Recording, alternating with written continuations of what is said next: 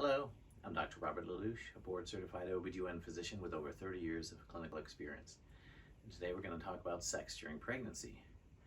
In most circumstances, sex during pregnancy is fine.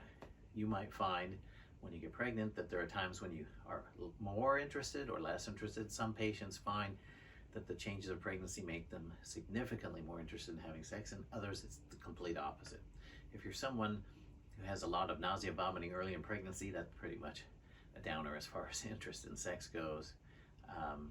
And it's important to have an open dialogue with your partner to know that things can change, but that those changes are temporary.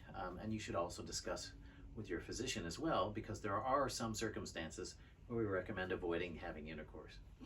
For example, let's say you have had something called an incompetent cervix in the past and you've had cerclage placed, then we generally recommend that you avoid having intercourse. There are time periods for that restriction. Also, if you're at risk or having preterm labor, we might discourage having intercourse. And also, if you've had a history of miscarriage before, you may find that having intercourse, especially in the first trimester, may cause you some spotting. There's no real clear evidence that having intercourse is correlated to miscarriage.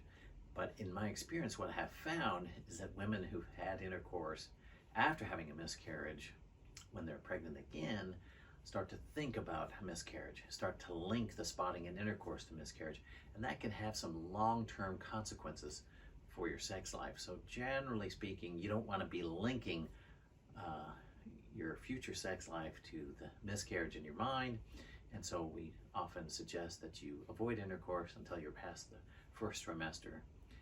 The first 13 weeks, the higher risk time for miscarriage.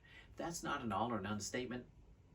It's something that you should feel comfortable enough to talk with your provider, and they'll be happy to answer your questions regarding your specific risks and when it's a good idea to avoid having intercourse and when it's fine.